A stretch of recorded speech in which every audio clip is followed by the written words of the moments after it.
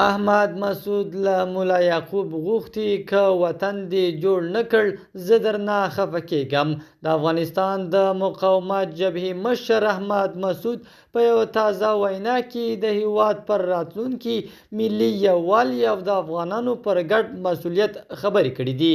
نوموړي ویلي افغانستان نن تر بل هر وخت د داسې رهبرۍ اړتیا لري چې د ملت درد درک کړي او د هیواد د ابادۍ لپاره عملي ګامونه واخلي. د صداقت نیوز چینل درنو لیدونکو سلام، ستړي مشئ، وخت مو په خیر. پام راګرځوم د دې ساعت مهم خبر ته په سر کې یادونه کوم ملګرو که مو چینل نوی سبسکرایب کړی د مهمو خبرونو لپاره در سره صداقت نیوز چینل په درنښت سره سبسکرایب کړئ.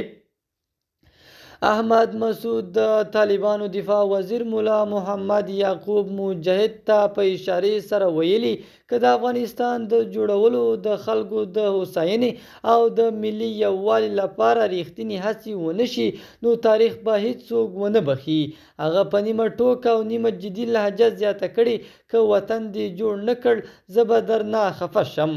نوموړي ټینګار کړی چې افغانستان د ټولو افغانانو ګډ کور دی او د دې خاورې سوکالي یوازې هغه وخت شونې ده کله چې د نظر اختلافات د دښمنۍ لامل نه وي بلکې د رغنده بحث سبب وګرځي.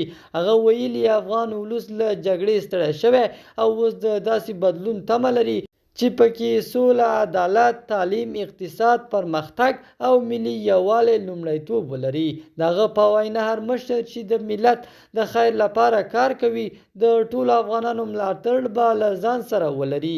سیاسي شنونکي باور لري چې د افغانستان د بېلابېلو شخصیتونو ترمنځ د تفاهم او متقابل درناوي پیغامونه د هیواد د راتلونکي لپاره مثبت او هیله بښونکي دي. دا ډول څرګندونې د افغان ولس په زړونو کې د یو روښانه سبا هیله پیاوړې کوي. د صداقت نیوز چینل درنو لیدونکو دا زموږ د دې ساعت چمتو شوی خبر. د نورو خبرونو لپاره در سره صداقت نیوز چینل په درنښت سره سبسکرایب کړئ. تر بیا ښې چارې، د الله په امان.